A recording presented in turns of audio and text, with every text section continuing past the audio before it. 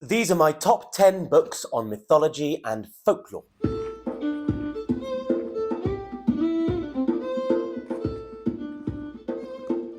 Welcome back. A lot of you guys have asked me for any book recommendations on storytelling, on folklore, and on mythology. So here it is. I've compiled a top 10 list. These aren't really in any order. It's fairly arbitrary, but the internet loves a top 10, don't they? So let's see what the algorithms do with that.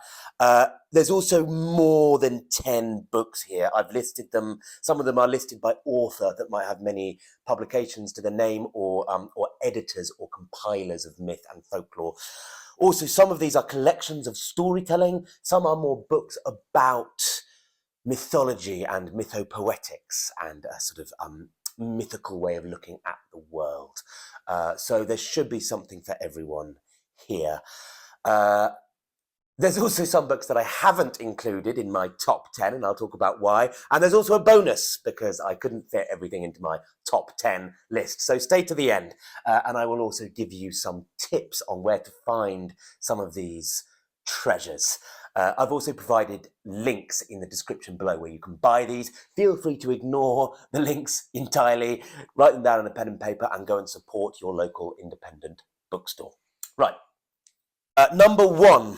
It's this absolute treasure of a book. This is called Folklore, Myths and Legends of Britain.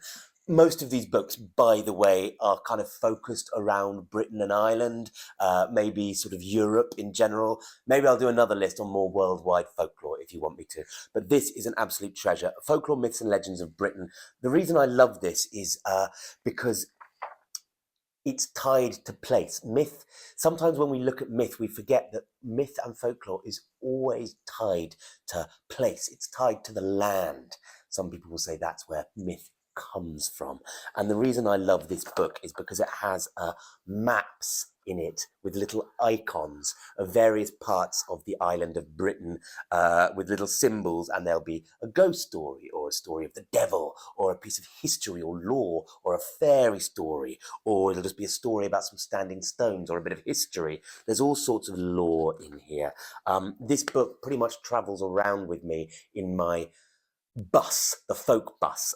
So if you've heard me tell any stories from that bus, a lot of them might have been found in this book, such as the Croglin vampire or the Lady of the Lake. These are stories told from my van, from this very book. If you can't find this online, it's quite rare now and quite expensive. There's another version similar. This is called The Law of the Land. This is just based on England. It's really, really similar vibe. It's not quite as beautifully written and presented, but it's a similar vibe, and you will be able to find this one. Yeah, A Guide to England's Legends, from Spring-Heeled Jack to the Witches of Warboys.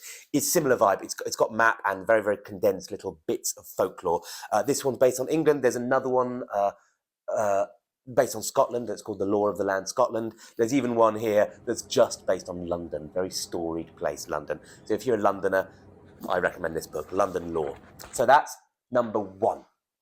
Sort of myth tied to place, just little snippets of folklore and legend tied to place. Number two, this is an obvious one. Everyone should have this on their bookshelf. Grimm's fairy tales. These are like fairy tales that you can just slip into your pocket. I've told stories from this on this channel, such as The Gnome, such as Six Swans. I'll put a link to it. The thing you have to remember with Grimm's, they're brilliant. They were brilliant folklorists of their time. They've just recorded the essence of each folktale. It's like a condensed little version. Might need to sort of liberate the myth from the page a little with that, but that's all part of being a storyteller in the oral tradition. Number three, this is an editor. His name is Alan Garner. This guy is gold. Try and find his books online. Try and find them anywhere. This is one of my favourite possessions, Alan Garner, The Geyser. Stories about fools. Some of the stories I've told on this channel are from this book in part, such as some of the crow stories I told right back at the very beginning of this channel. This is another one I've just yanked from my bookshelf behind me here. A Book of Goblins, edited by Alan Garner. What is going on here? I don't know. Something weird, but I like it. Keep an eye out for this guy. His books are charmingly retro. It looks like a lot of them are aimed at a younger audience, because they are. Don't let that fool you. A lot of these stories are sort of geared towards children. And again, like I said with Grimm, sometimes we need to just kind of skim off the top layer of the sort of aimed at children part and find the folklore or the myth underneath. So Alan Garner, that's my number 3, I think. In a similar vein, number 4, Ruth Manning Sanders. She is excellent. She has loads of these little books. This one's called A Book of Monsters. It's the only one I can find. There's another one, like a book of enchantments, a book of ghosts, a book of all sorts of things. They have wonderful illustrations in. They're just really retro. Obviously, I think I like a retro book on folklore. Again, there's sort of, you could say they're sort of aimed at a younger audience, so you might have to do a bit of sort of digging underneath the skin of the story again to find the old folk tale there, because traditionally these stories weren't just stories for children. Where are we going next? Yes, number 5, I think, another editor, compiler of myth, Kevin Crossley-Holland. Anything compiled by this guy is usually really good. He's still working. So this is a more retro book, Folk Tales of the British Isles. I love this book. Yeah, this is great. A story I've told on this channel, The Legend of the Sleeping Knights, is in this book. This is a more recent one by the same editor, Kevin Crossley-Holland, Between Worlds. I actually like this newer stuff a bit less. I find it slightly more overwritten. This I find slightly more, I don't know, just a bit simpler. Okay, next. This is a series, a Wordsworth series. I've only got 2 of these, English fairy tales, Irish fairy tales. This is an absolute gem. I carry this with me pretty much everywhere. I've told some stories from this book, such as The Birth of Oisin on this channel. But this Wordsworth series, Irish fairy tales, English fairy tales, I assume there's a Welsh and a Scottish one. So that's number 6. Number 7, Duncan Williamson. Now, Duncan Williamson, he's dead now, sadly. He was a Scottish traveller, a genuine travelling person, a gypsy, as we don't call them. Travellers have such an important part in the folklore of these islands, because for a long time they were the carriers of folklore, when maybe traditional storytelling had died off in other parts of society. They were preserved on the tongues of travellers, and Duncan Williamson was one of the last. His wife, his widow, has preserved a lot of his stories in writing. This is an absolute gem. Jack and the Devil's Purse. I've told a story from this book on this channel, 2 Ravens. I'll put a link to it. I never met the man, but many storytellers I know have, and he had this habit, this kind of storytelling trait, where he would come and just sit on your knee, regardless of your gender, and kind of put the story into your chest with his hand, and there was kind of no escape. You were just like right there. Must have been quite an experience. Real character, Duncan Williamson. Next, number 7. John Matthews. I should also say Caitlin Matthews, who is his wife. They're both very prolific authors on what you could say is sort of the matter of Britain, maybe Celtic spirituality, Arthurian myth, as part of the sort of Western esoteric tradition and kind of quest of the soul. Some of their writings, particularly Caitlin Matthews, might skew more towards the sort of new age. So just be aware of that. That might not be your bag. I tend to find, I can read something, even if my views are different to the author's views, I can still get something out of it. So don't let that put you off if you don't like the term New Age. But yeah, lots of stuff here on Ogham, on Grail myth. This book is really good. This is maybe skewing slightly more towards sort of the academic than the sort of popular.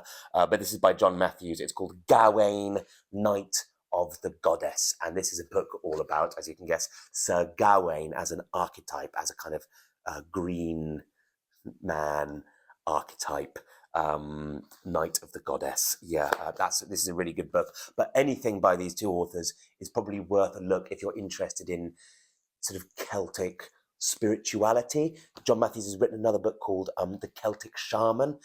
Should those two words exist in the same sentence? I don't know. I'll leave that up to you. Next, another obvious one, perhaps. This is number 8, I think. Yes, number 8. Joseph Campbell. You may have heard of Joseph Campbell. This is a book so good, I've bought it twice. The Hero with 1,000 Faces.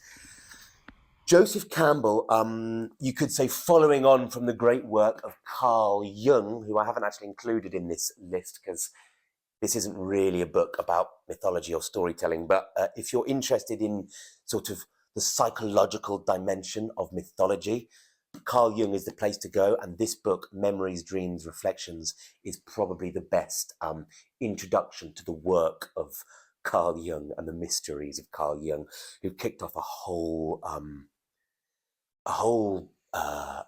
avenue of thought and thinking in terms of myth, of which you might say Joseph Campbell is kind of like the culmination. So Joseph Campbell has made this observation, he's not the first person to make this observation, that many world myths follow the same archetypal pattern.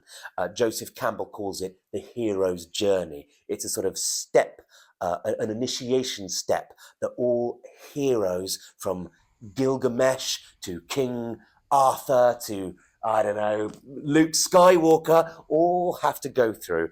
I say Luke Skywalker because George Lucas quite famously borrowed the ideas of Joseph Campbell's hero's journey for his Star Wars trilogy and stuck to it pretty rigorously. He just set it in space. That's kind of why the first 3 Star Wars movies are good and all of the rest are shit, because he's left this mythic structure behind with the later Star Wars movies. But Joseph Campbell, a really good guy to check out. A Hero with 1,000 Faces is sort of the classic one, exploring this monomyth idea. A lot of storytellers I know, and mythologists, myself included, actually think that maybe Joseph Campbell's gone a bit far with this sort of reducing everything down to one monomyth. I don't think you can really do that, but it's certainly interesting in seeing the parallels across cultures.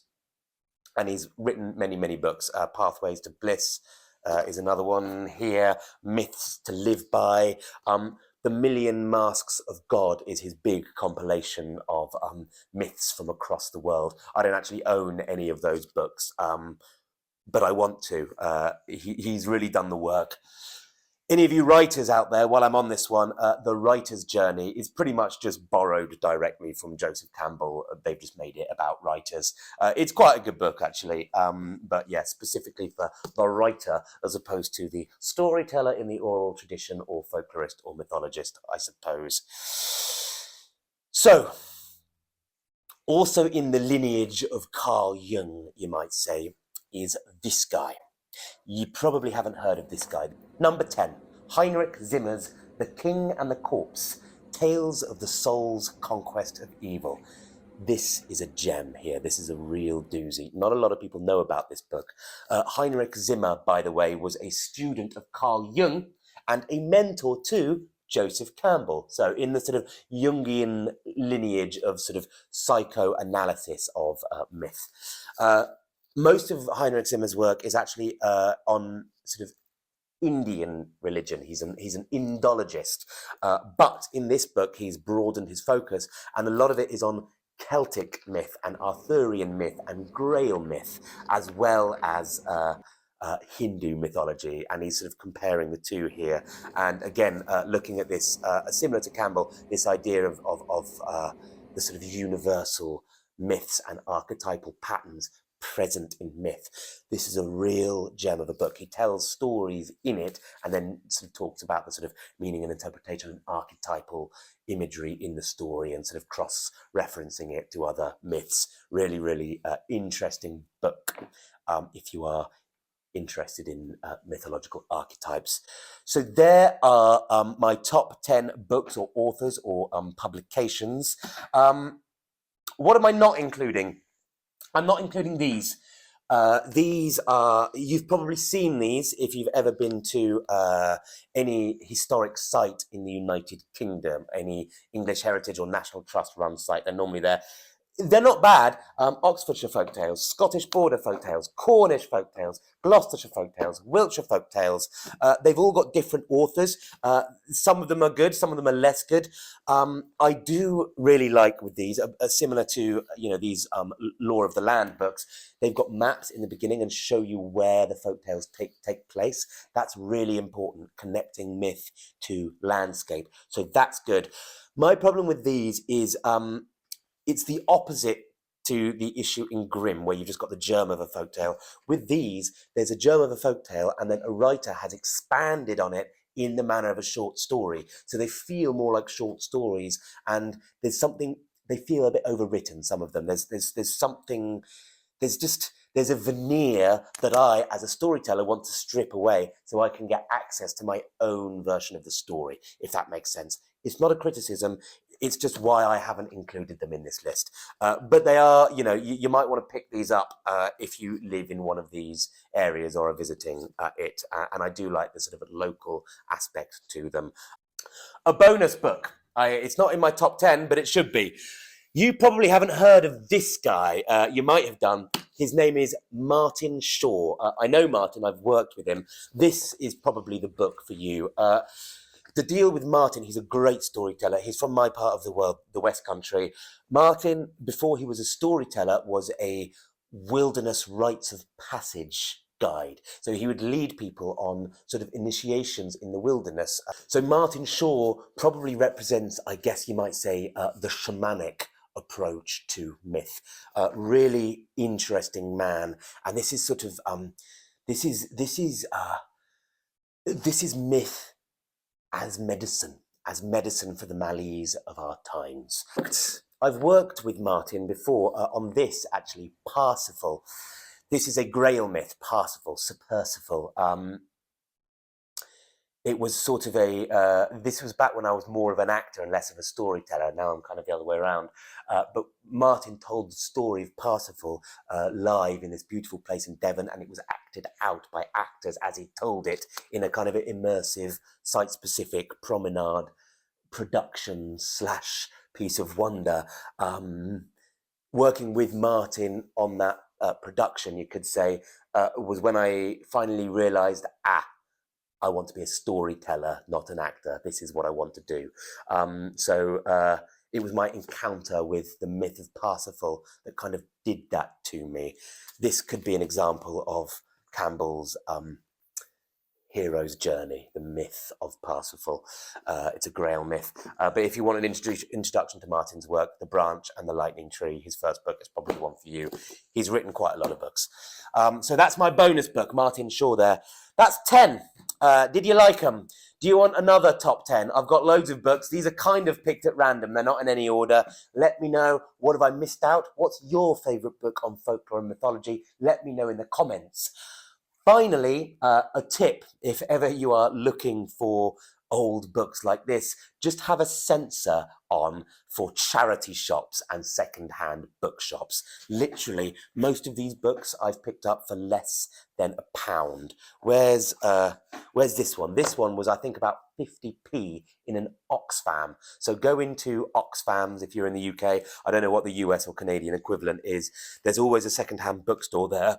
You will be surprised at what pieces of treasure are on those tatty shelves. Charity stores, second-hand bookstores. A lot of these books, as I said at the beginning, I'll try and find an affiliate link to. I'll try and avoid Amazon. But like I say, just avoid my affiliate links if you want and jot them down and go and search your local thrift bookstore because they need your help. Finally, my friends, if you want to support my work as a storyteller and a folklorist, you can follow me on Patreon. I'm saving up to buy Jung's Red Book. It's kind of his magnum opus. It's a lot of money. If you want to donate to help me buy that, I would very much appreciate that. There'll be a PayPal link in the in my YouTube profile. Thank you so much to all of my Patreons that have been supporting me. I'll see you next time, probably with another story. But again, if you want me to do another one of these top 10 book reviews, let me know in the comments. Thank you very much. See you next time.